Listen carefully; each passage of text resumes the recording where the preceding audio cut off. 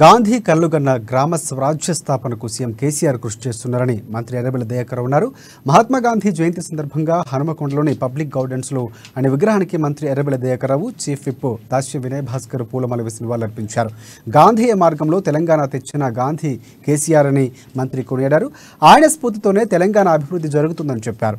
త్వరలోనే వరంగల్ నగరంలో భారీ గాంధీ విగ్రహం నిర్మిస్తామని మంత్రి ఎర్రబెల్లి దయాకర్ రావు తెలిపారు.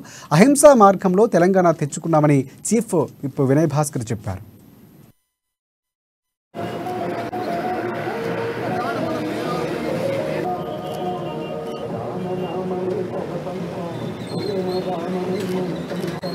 స్వాతంత్రం కోసం పోరాటం చేసిన కీలక వ్యక్తి ఇలా దేశ ప్రజలు ఈ రూపంగా ఉన్నారు అంటే వారిచ్చిన స్ఫూర్తి, వారిచ్చిన బాట, వారిని స్ఫూర్తి తీసుకునే కేసీఆర్ గారు తెలంగాణ కోసం పోరాటం చేసి తెలంగాణ సాధించిండు. కేసీఆర్ గారు గాంధీజీ గారి బాటల్నే హింస లేకుండా, ఏ ఇబ్బంది లేకుండా సామరస్యంగా ప్రజలను తయారు చేసి ఎన్నో ఏళ్ళ నుంచి స్వాతంత్రం కోసం పోరాటం చేసినట్టు తెలంగాణ కోసం కేసీఆర్ గారు పోరాటం చేయడం జరిగింది.